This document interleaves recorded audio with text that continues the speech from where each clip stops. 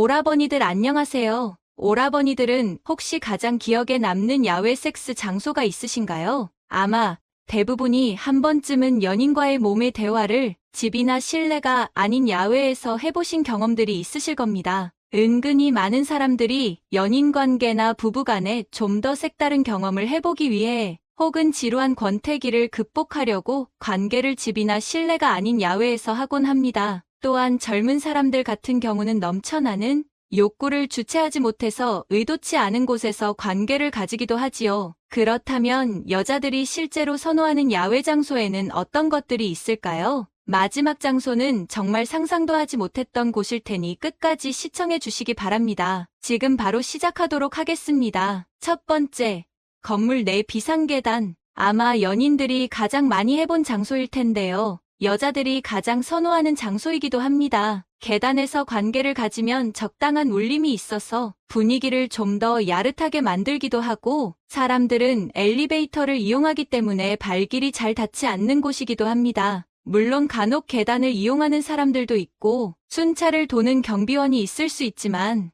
이런 변수가 생길 수도 있다는 사실이 더욱 상황을 스릴 있고 긴장감 넘치게 만들기도 하지요. 재밌는 사실은 고급 건물일수록 추문을 피하려는 경향이 강해서 저런 야외 관계 장면을 목격한다 하더라도 모른 척하고 그냥 넘어가는 경우가 있다고 합니다. 많은 연인들이 그나마 야외 장소 중 건물 내 비상계단이 가장 무난했고 스무스했다고 답했습니다. 저도 첫 야외 경험을 한 장소가 아파트 비상계단이었는데요. 그나마 다른 곳들에 비해 눈에 띌 확률도 적고 해서 괜찮았던 기억이 있습니다. 두 번째, 화장실. 공원이나 지하철에 있는 공중 화장실 같은 경우 시설도 빈약하고 위생도 좋지 않고 지나다니는 사람이 많아서 이런 곳에서는 잘하지 않습니다. 하지만 신축 건물이나 상가 같은 경우 내부 화장실이 굉장히 깔끔한 편인데요. 지나다니는 사람도 그렇게 많지 않아서 많이들 이용하는 곳이기도 합니다. 또한 영화관 화장실은 영화가 끝나는 그 타임에만 조금 붐비고 평소에는 한적하고 시설도 좋기 때문에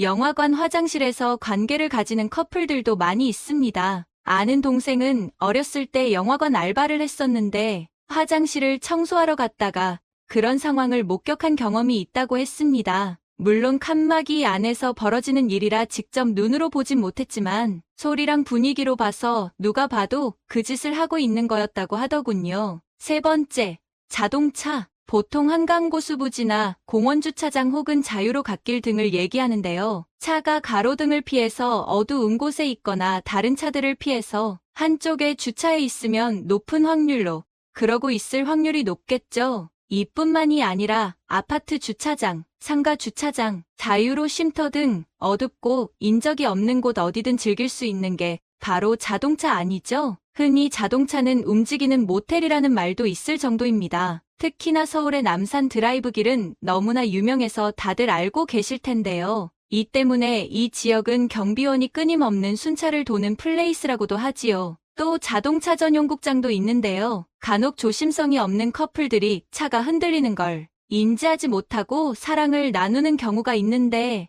이런 경우 호기심 때문에 갑자기 맞은편에서 누가 라이트를 비출 수도 있고 경비분들이 단속을 하려고 문을 두드리는 경우가 있습니다. 자동차는 은근히 적은 움직임에도 흔들림이 포착될 수 있으니 주의가 필요합니다. 네 번째, 발코니 및 베란다. 밤하늘 달빛 아래 발코니는 정말 로맨틱 그 자체라고 할 수 있죠. 펜션 리조트 발코니는 서로의 애정도 상승을 촉발시키는 촉매제 역할을 하기도 합니다. 물론 건물 발코니 방향이 사람들 눈에 너무 확 띄는 구조로 되어 있다면 불가능하겠지만 자연뷰가 확 트이는 전망 좋은 펜션들이 있습니다. 이런 곳에서 자연과 로맨틱한 분위기를 느끼며 사랑을 나눈 경험이 있는 여자들은 이 순간을 절대 잊지 못한다고 합니다. 다섯 번째, 바다. 이 장소도 한 번쯤 경험해봤다고 하는 커플들이 많은데요. 사실 바다라고 하면 소금기도 있고 물도 더러워서 전혀 생각을 하지 못한 사람들도 있을 텐데 사랑이 불타오르는 그 순간에 집중하다 보면 충동적인 욕구를 주체하지 못하고 관계가 맺어지게 되는 것이죠. 신음소리에도 신경을 쓰지 않아도 된다는 점이 있습니다. 파도에 몸을 맡기고 한 몸이 된 채 이리저리 둥둥 떠다니기에 기분을 묘하게 만드는 장소입니다. 이러한 바다에서 하는 관계는 주의할 점이 있는데요. 자칫하면 군인들의 구경거리가 될 수 있다고도 합니다. 동해안에서 군복무를 마친 한 남자의 인터뷰에서 여름 바캉스 시즌에 순찰을 돌거나 행군을 하게 되면 꼭 한 번은 바다에서 성관계를 맺는 커플을 본다고 합니다. 그런데 연인들 입장에서는 바위 뒤나 어두운 곳에 숨으면 안 보인다고 생각을 하는데 군인들은 높은 지역에서 보초를 쓰기 때문에 사각지대가 거의 없다고 하니 이 점은 반드시 유의해야겠죠. 비슷한 맥락으로 수영장이나 워터파크 같은 곳에서도 이러한 스릴을 즐기는 사람도 많다고 합니다. 6번째, 산연인과 등산을 즐기는 사람들은 아마 한 번쯤은 해보셨을 것입니다. 인적이 드문 곳이라 둘만의 은밀한 장소라고 생각을 하기 때문에 색다른 분위기와 기분을 내는 데에는 최적의 장소라고 할 수 있지요. 사람들이 많이 찾는 유명한 메이저산에서는 엄두를 내지 못하지만 그리 인기가 많지 않은 산이나 혹은 주중산행 발길에 한적한 산길 등에서 많이 관계가 이뤄진다고 합니다. 으슥한 곳에서 돗자리를 피거나 등산복 등으로 가려서 즐길 수도 있겠지요. 누가 지나가면서 볼지도 모른다는 그 오묘한 스릴감이 은근 사람을 미치게 한다고 합니다. 마지막 7번째는 정말 여러분이 상상도 할 수 없는 장소일 텐데요. 매일 경쟁 신문 기사에 나올 정도로 정말 연인들의 성관계 장소로 초토화된 곳입니다. 이곳에서 포착된 성관계만 해도 298번이나 된다고 합니다. 심지어 일반인의 출입이 금지된 제한구역에서도 56개의 장소가 발견되었다고도 합니다. 이곳은 바로 스페인의 유명 관광지 중 하나인 카나리아 제도에 있는 그란 카나리아 섬입니다. 도대체 무엇이 사람들로 하여금 이곳에서 그렇게 야외 관계를 가지게 만드는 것일까요? 직접 가본 곳은 아니기에 정확히 말할 수는 없지만 관광지 명소인 만큼 그 장소에서만 느낄 수 있는 어떤 로맨틱한 분위기와 편하게 눕거나 앉아서 쉴 수 있는 환경 때문이 아닐까 싶습니다. 나중에 기회가 된다면 꼭 한번 가보고 싶네요. 연간 1,400만 명이 몰리는 이 장소는 연인들이 성관계를 하느라 쓰고 버리는 콘돔, 화장지, 물티슈 등의 쓰레기로 오염 문제가 심각하다고 합니다. 둘만의 불타는 사랑을 위해 모험과 도전도 좋지만 이렇게 다른 사람들에게 피해를 주면서까지 즐기는 야외 관계는 지양하는 것이 좋지 않을까요? 오늘은 여성들이 선호하는 야외 장소 7가지에 대해 알아봤는데요. 한 가지 말씀드리자면 여자는 야외에서 하는 걸 내심 즐기면서도 절대 대놓고 그런 걸 좋아한다, 즐긴다 라고 말하지 않는다는 것입니다. 쉬워 보이고 캐퍼 보일 수 있다는 이미지인데요. 그렇기 때문에 만약 사귀는 여자와 야외에서 해보고 싶다면 대놓고 밖에서 하자며 언어적으로 합의를 보려고 하기보다는 그냥 자연스럽게 분위기를 만들어서 시도하는 것이 좋겠습니다. 이제 오늘의 다음 콘텐츠로 넘어가겠습니다. 오늘은 여자가 남자에게 강한 호감이 있을 때 하는 질문 7가지에 대해서 말씀드릴게요.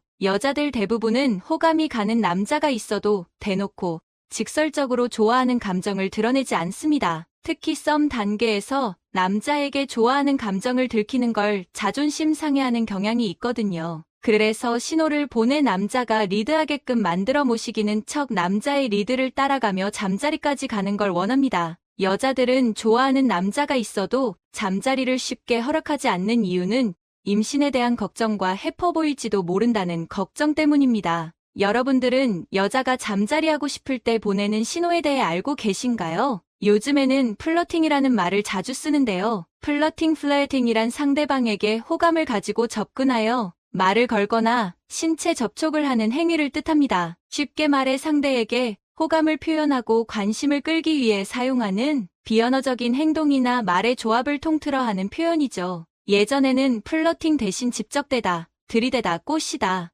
유혹하다, 희롱하다 등으로 표현했는데요. 오늘은 여자가 정말 호감이 있는 남자에게 어떤 질문을 하며 플러팅하는지 구체적으로 알려드릴게요. 만약 여러분의 주변에 이런 질문을 하는 여자가 있다면 100% 호감 신호니까 그녀가 마음에 든다면 망설이지 말고 고백하세요. 여자가 남자에게 강한 호감이 있을 때 하는 질문 7가지. 1점. 여자들에게 인기 많죠? 여자한테 인기 많을 것 같아요. 만약 여자가 당신에게 이런 말을 한다면 당신이 매력 있다는 소리입니다. 이 말의 의미는 단순히 인기가 많은 것 같다는 뜻이 아니라 매력이 있어서 다른 여자들도 좋아할 것 같아서 묻는 말이죠. 여자와의 대화가 능수능란하고 리액션 좋고 유머러스하게 대화를 잘 이끌어 나가는 등 여자를 잘 다룰 줄 아는 남자들이 있거든요. 여자는 자신이 호감을 가지고 있는데 행동이나 말까지 너무 만족스러워 매력이 있는 남자에게 이런 질문을 한답니다. 또는 현재 여자친구나 썸녀가 있는지 궁금해서 은근히 떠보는 말이기도 합니다. 남자에게 호감이 없다면 여자친구가 있든 여자에게 인기가 많든 전혀 관심이 없을 테니까요. 다만 과거의 연애 이야기는 친구와도 할 수 있는 흔한 주제입니다. 과거의 연애가 아닌 현재 연애에 대해 질문을 하는지가 중요합니다.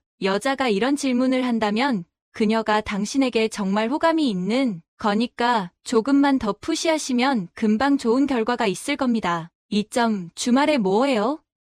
언제 시간 나요? 여자가 당신에게 이것저것 질문을 많이 하게 되었다는 것은 당신에게 관심이 있다는 의미입니다. 여자들은 누군가를 좋아하게 되면 끊임없이 그 사람에 대해서 궁금하기 때문이죠. 무엇을 좋아하는지, 어떤 음식을 잘 먹는지, 취미는 무엇인지 등 다양한 질문을 통해 상대방에 대해 알아가는 동시에 대화를 할 수 있는 소재들이 늘어나게 되어서 두 사람 사이가 자연스럽게 가까워지게 되니까요. 또한 자신에 관한 이야기나 일상에 대해서도 당신에게 알려주려고 합니다. 좋아하는 메뉴는 무엇인지, 주말에는 무엇을 하는지, 언제 시간이 나는지 등 그녀의 일상을 사귀고 싶은 남자와 공유하고 싶어 하는 거예요. 여자들은 호감 있는 남자에게 자신의 일상을 공유하는 경향이 있거든요. 예를 들면 주말에 무엇을 하는지, 자신의 취미는 무엇인지 등등 자신에 대한 이야기를 많이 하는 겁니다. 물어보지도 않았는데 말이죠. 여자는 절대 마음에 들지 않는 남자에게는 일상을 공유하지 않습니다. 만약 마음에 들지 않는 남자가 주말에 뭐 하세요? 라고 물으면 그냥 집에 있어요. 그냥 집에서 쉬려고요. 집에서 쉴 거예요.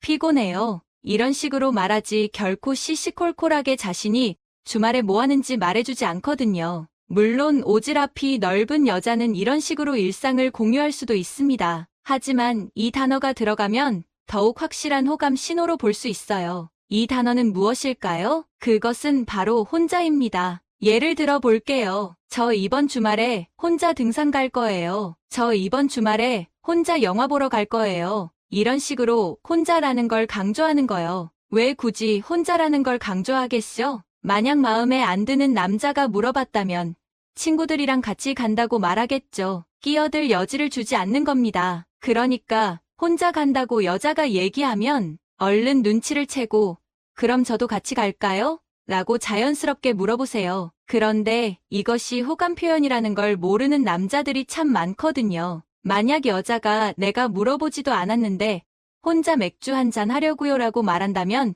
100% 의도가 있다고 보면 됩니다. 이럴 때는 왜 혼자 드세요? 저랑 같이 드세요. 어디서 드실 거예요? 제가 그쪽으로 갈게요 라고 말해보세요. 하지만 여자가 아니요. 됐어요.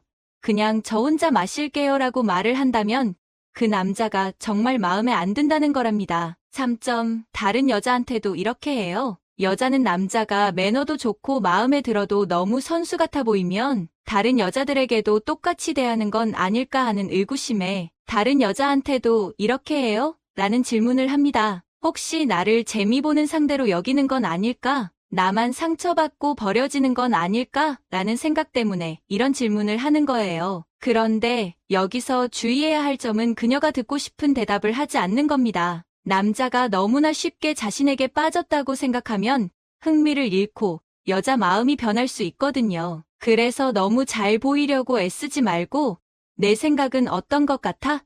라고 역으로 질문해 보세요. 그러면 여자의 머릿속은 복잡해집니다. 이 남자 쉽지 않구나. 그렇다고 마음에 드는데 쉽게 포기할 순 없지 라는 생각이 드는 거죠. 여자들이 명품백에 환장하는 건 그것의 실용성이 월등해서가 아니라 누구나 쉽게 가질 수 없기 때문이거든요. 그래서 고수들은 이런 마음을 이용해서 여자의 마음을 공략한다는 사실을 잊지 마세요. 4점. 언제 퇴근해요?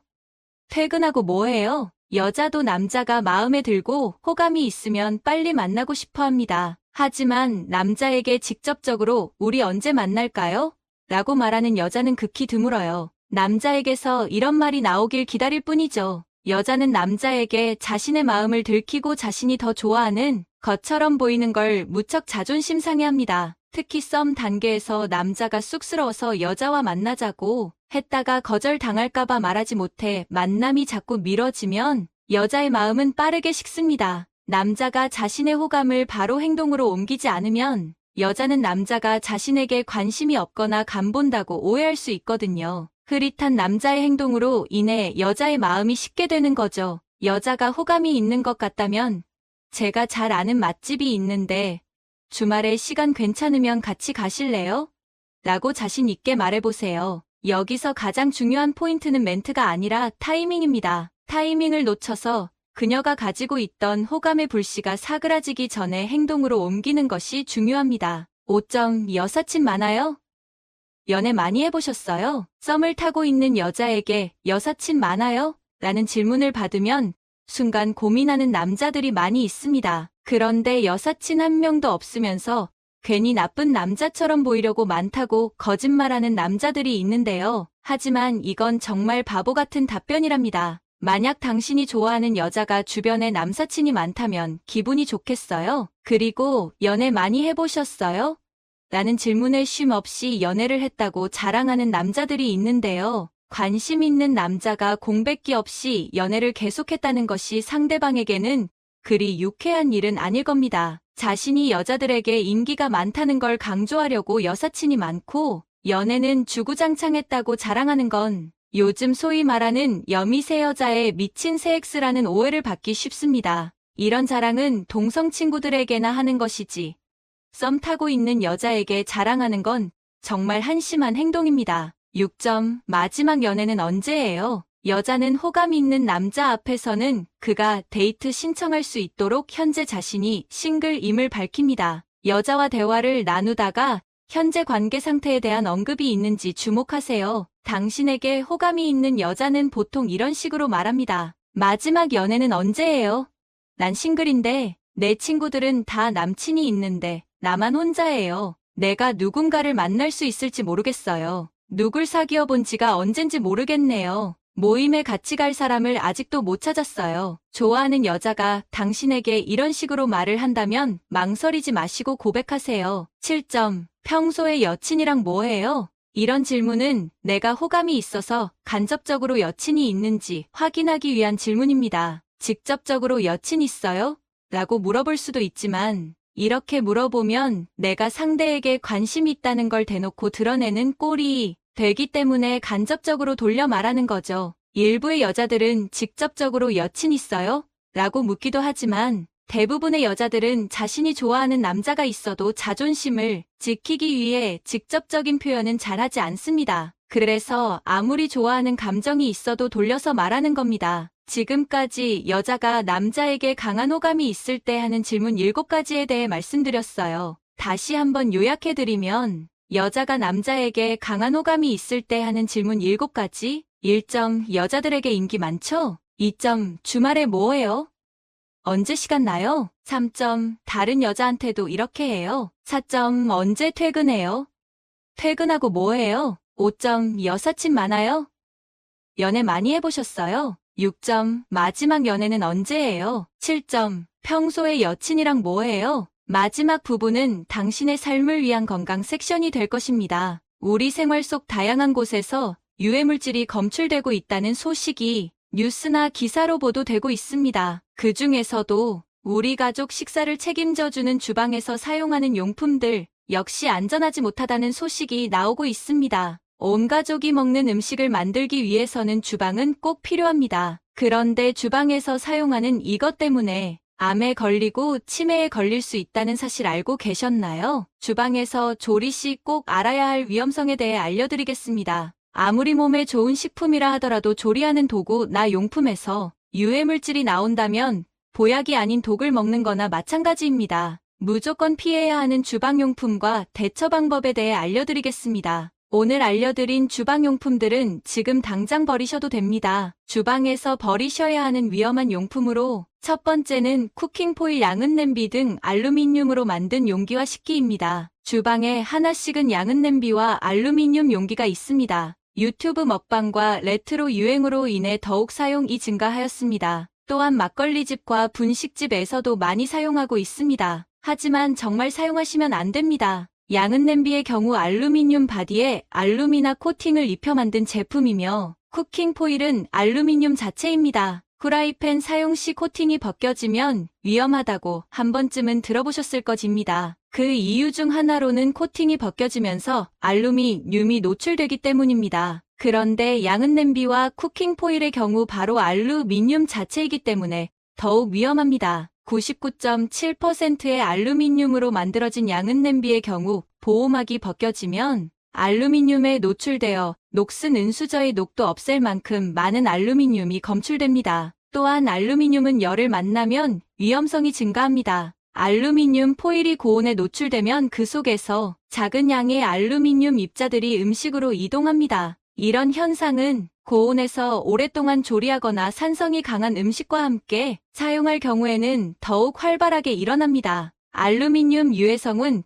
우리 몸에 들어와 99%는 소변으로 배출되지만 1%가 남아 있습니다. 하지만 1%라도 체내에 축적되면 쉽게 제거되지 않습니다. 축적된 알루미늄은 치매와 연결되며 뿐만 아니라 심장질환, 골다공증 등 다른 여러 건강 문제와서 연관된 것으로 보고되고 있습니다. 포일 대신 요리용 종이를 사용하시길 바라며 양 은냄비는 당장 버려주세요. 두 번째는 프라이팬입니다. 프라이팬 고를 때 가장 많이 보는 것은 바로 코팅입니다. 코팅이 잘 되어 있으면 음식이 눌러붙지 않아 편합니다. 하지만 코팅에 사용되는 코팅제의 원료인 테프론은 아주 위험합니다. 테프론은 체내 호르몬을 교란시켜 유방암, 자궁 내막증 등의 여성질환과 정자수 감소나 부름의 원인이 될 수도 있기 때문입니다. 특히 오래된 프라이팬의 경우 조리나 세척 시 긁히거나 벗겨질 수 있으므로 교체하셔야 합니다. 긁힌 경우 독성 화학물질에 노출될 위험이 높아집니다. 정확한 안전성이 밝혀지기 전까지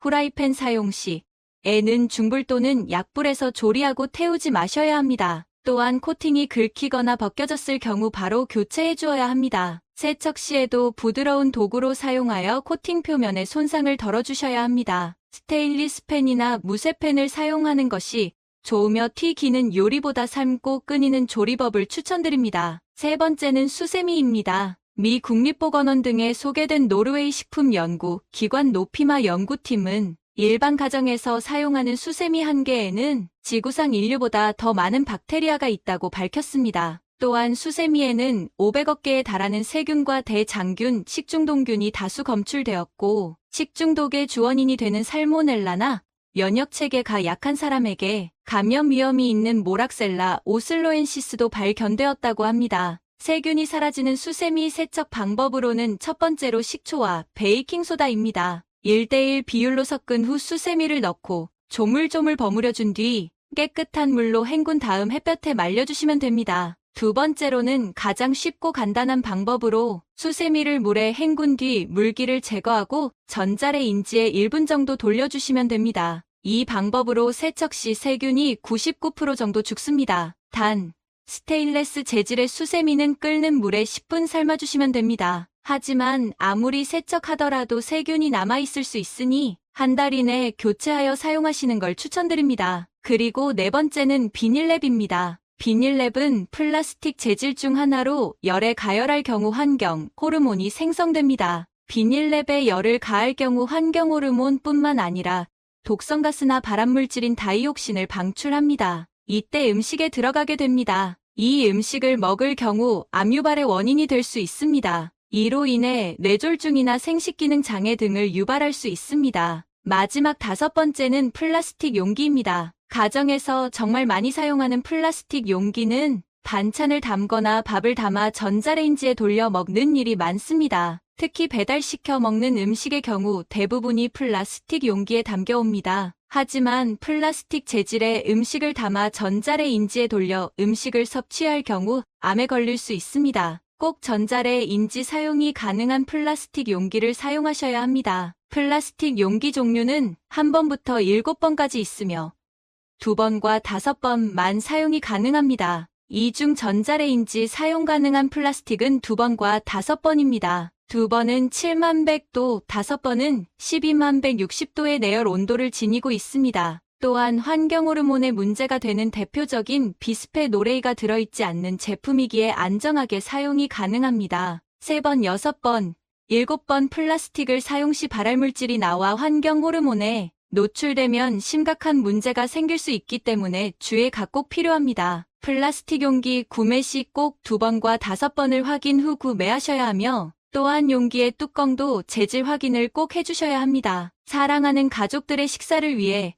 꼭 들어가야 하는 주방입니다. 오늘 알려드린 주방에서 조리 시 꼭 알아야 할 위험성에 대해 참고하여 가급적 피해주시고 주의하여 건강에 큰 도움이 되셨으면 좋겠습니다. 혹시 더 알고 계신 정보가 있으시면 다른 분들도 참고하실 수 있게 댓글로 남겨주세요. 주변 분들에게도 도움이 되는 이 영상 꼭 공유해주세요.